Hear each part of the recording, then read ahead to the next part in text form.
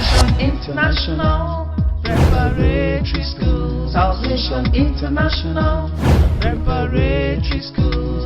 A place to be, a school to go. We'll build you up from the cradle to university. Salvation International Preparatory School. Salvation International Preparatory School. A place to be, a school to go. We'll build you up from the cradle to university.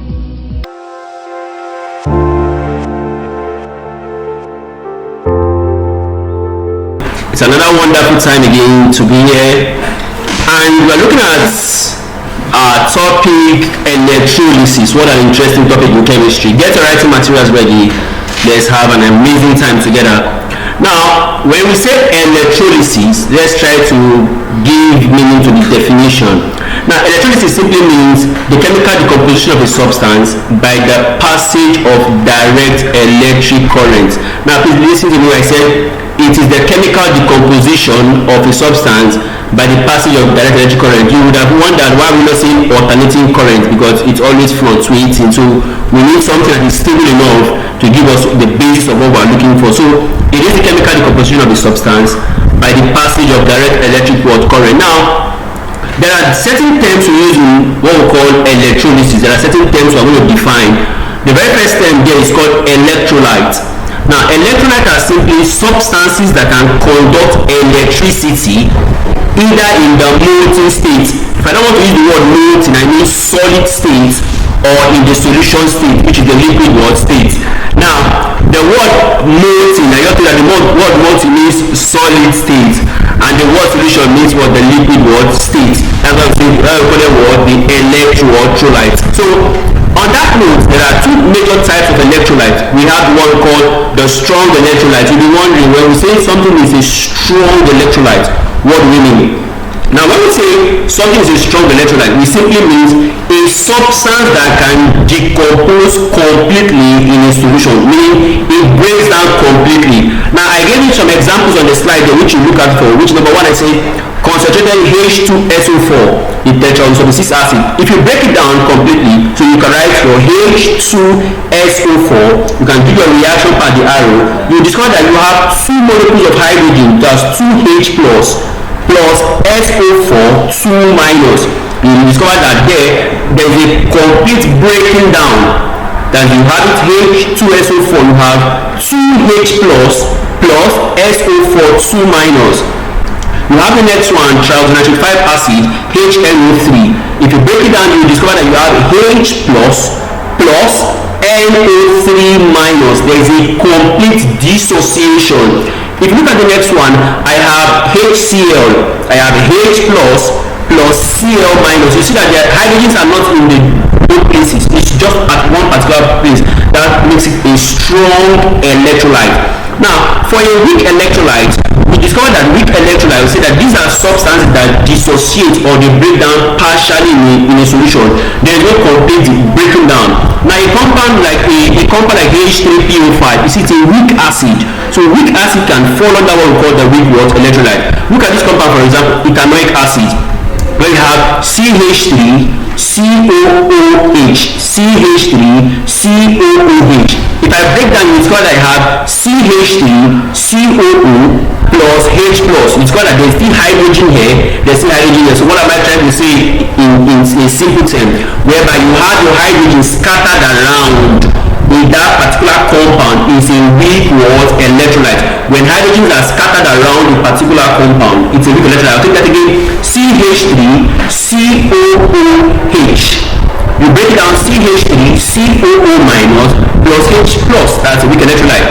You have the next one. You have C2H5OH, which we know as alcohol. C2H5OH. If I break it down, you discover that I'll be having C2H5O plus H plus again, another weak electrolyte. So whereby they are not gathered together at a particular point.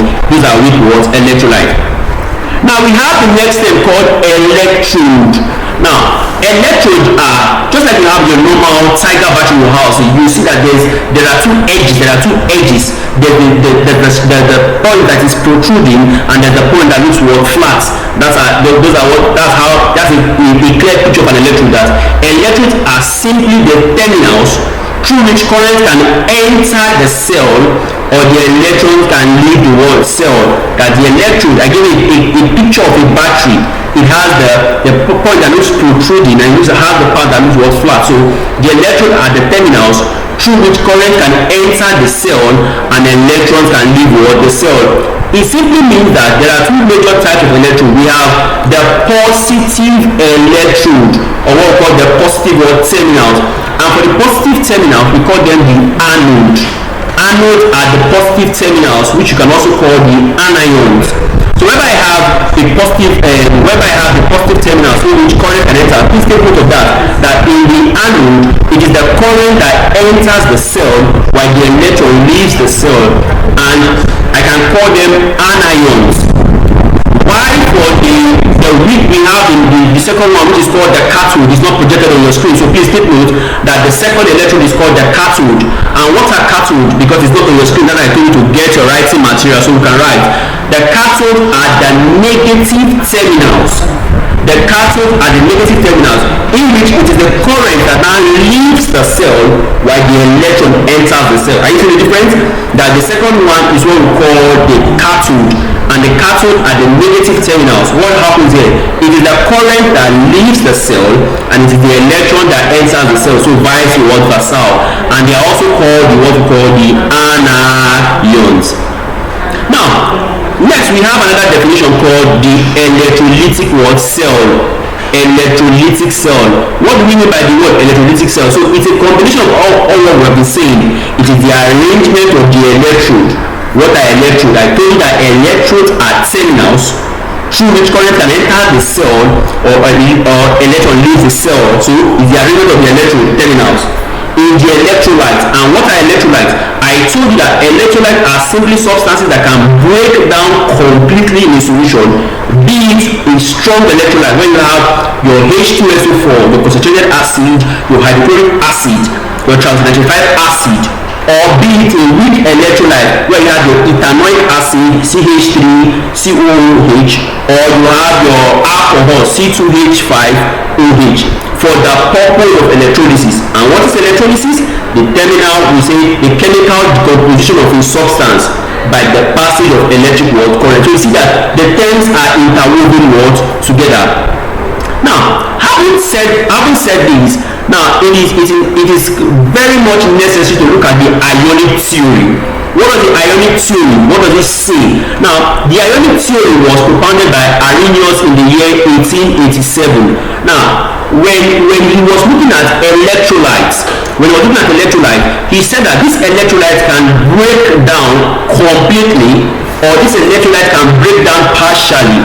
So he now said that when they break down into what's called ions, IONS. And what are ions? From the SS1, they told you that ions are charged groups of atoms, whether you have anions and cations. So the ionic theory was propounded by Arrhenius in 1887, whereby he told us that electrolytes can be broken down into what we call, and that the breaking down will lead to what is called the dissociation. Now, this dissociation now shows that mobile electrons can move from one place towards another. So it's a very simple theory, knowing fully well that your electrolytes that are broken down, and the breaking down of this electrolyte into ions is what we call dissociation. It then gives us what we call the laws of electrolysis. So I'm trying to introduce to you in this online school, because from the next one we start calculating. So before we start calculating, let's understand that we understand the various terms being used. So the very first law of electrolysis is called the Faraday's first law and the Faraday's second law of electrolysis. Now, one of these things, the Faraday's first law of electrolysis states that the mass of a substance liberated or decomposed is directly proportional to the quantity of electricity flowing through it. I'll take that again. The mass of a substance, either decomposed or liberated, is directly proportional to the quantity of electricity flowing through it. Now, mathematically, what do we the sign of direct proportionality in your mathematics, the sign directly proportional to what? Q. But we know that from under Coulomb's law of electrostasis that Q is equals to IT. So it therefore means that I will remove my sign of proportionality and introduce a constant. That's what you are seeing here. That you have mass directly proportional to the quantity. And what does Q mean? Q is equals to IT.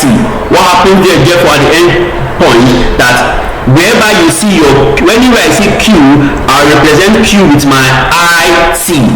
And what happens to my sign of proportionality? I will replace my sign of proportionality with a constant, which is what? Z. So therefore I can say Faraday's first law of electrolysis simply means N is equals to ZIT. Faraday's first law of electrolysis simply means N is equals to ZIT. What does it mean? Whereby N is the mass, the Z is the electrochemical equivalent, the I is the current. I remember current is measured in ampere, and the T is the time, which is measured in what? In seconds. So it is projected there in the slide for you that N is the mass, I is the time, Z is the electrochemical what? Equivalent. Now somebody might ask, what does the Faraday represent? 1 Faraday is equals to 96,500 watt coulombs. So please take note of that additional information, because when we are going to start solving our questions, we will always make reference to our Faraday, and we also make reference to when we say we're using a compound, for example copper, and I'll say copper requires 2 Faraday, or zinc requires 2 Faraday, or aluminum requires 3 Faraday. So it's not look like something strange to you. So please, you must understand that 1 Faraday, which is the basics, is equals to 96,500 watt coulombs. Now, what does the second law state? The second law states that when the same quantity of electricity is passed through different electrodes, now the relative number of moles decomposed is inversely proportional to the charges carried by the what? Ions. You see the word now. All of those terms we used in explaining at the beginning is now reflecting in our definition. It says that when the same quantity of electricity is passed through different electrodes or through different electrolytes, the relative number of moles decomposed is inversely proportional to the charges carried by the what? The ion. So mathematically, M1, that's mass 1, to the quantity of mass 1, the M2, the mass 2, to the quantity of what? Mass what? 2. Now, there are uses of electrolysis can be used for a wide range of things. Now, but if itemize like some few uses for you here, number one of such is for the extraction of metals. We remember in our SS2 class, we've said that there are different types of metals. There are reactive metals. There are what we call they are reactive metals. They are the metals which could be from the latinite. They are metals which could be from what? The actinite. So majorly for the extraction of metals, it could be highly electropositive metals, or it could be alkaline metal, or it could be alkaline earth metals. So we can use electrolysis for the extraction of what? Metals. Now we can also use electrolysis for the purification of what? Metals. Now let's give an instance. Everybody knows what we call iron.